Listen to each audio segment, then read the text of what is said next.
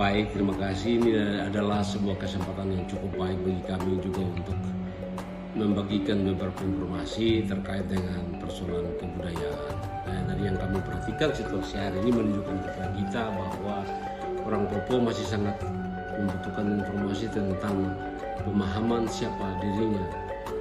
Nah, makanya kami coba menciptakan sedikit semacam inovasi sedikit berhubungan dengan kurangnya pemahaman orang Papua terhadap dirinya berkaitan dengan kebudayaan. Nah, kami ciptakan apa yang namanya perpustakaan yang spesifik bicara tentang kebudayaan, yang akan bicara tentang 7 unsur universal kebudayaan yang ada di Papua, mulai dari mata pencaharian hidup, sistem kesenian, sistem teknologi dan informasi, sampai hari ini apa yang terjadi pada orang Papua bisa kita lihat dan bisa kita baca. Terutama ada buku-buku yang coba kami sediakan sehingga ini memberikan pemahaman kepada kita, terutama kepada orang Papua, tentang apa itu dirinya sendiri dari sisi kebudayaan.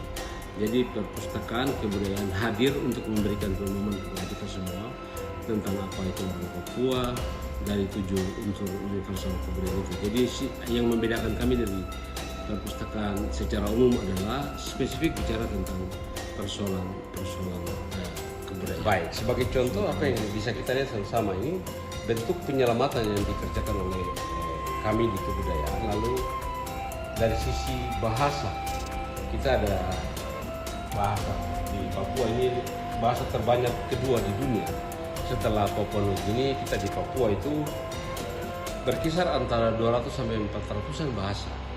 Hasil kajian dari para ilmuwan, para antropolog yang memberikan pemahaman kepada kita bahwa bahasa di Papua cukup banyak. Jadi dari antara 200 sampai 400 bahasa. Jadi di perpustakaan ini ada bicara tentang bahasa, ada kamus bahasa Indonesia Maropen, kamus bahasa Indonesia Angsus, kamus bahasa Indonesia Sentani, kamus bahasa Indonesia Biak. Jadi Bapak Ibu sekalian yang mau datang bisa juga membaca. Ini coba saya tunjukkan satu kamus bahasa yang sudah ada di kami, kamus bahasa Indonesia Hubula. Sekalipun kita beda provinsi, tapi orang Papua, sehingga itu perlu. Kita bergeser pada bagian yang berikutnya, perpustakaan kita. Itu yang kedua adalah sistem pengetahuan orang Papua tentang bagaimana kehidupannya. Yang berikutnya kita bicara tentang sistem kekerabatan dan organisasi sosial yang berlaku di orang Papua. Yang berikutnya adalah sistem peralatan hidup dan teknologi. Di bawah daripada sistem peralatan hidup, kita punya sistem mata pencaharian hidup atau sistem ekonomi yang berlaku pada orang Papua. Itu ada bukunya yang coba-coba disediakan. Kita bergeser, yang berikutnya itu ada sistem religi, bagaimana kehidupan orang Papua sebelum mengenal tentang apa itu agama yang ada kita lihat hari ini. Lalu yang paling terakhir adalah sistem kesenian orang Papua. Semua hal yang berhubungan dengan kesenian bisa kita baca.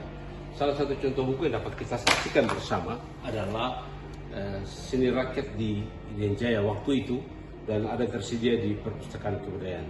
Jadi saya sangat berharap orang Papua mau datang untuk melihat apa itu dan siapa itu dirinya lewat membaca buku-buku yang ada di perpustakaan kebudayaan.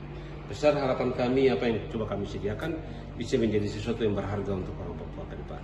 Demikian dapat kami sampaikan. Terima kasih untuk perhatian.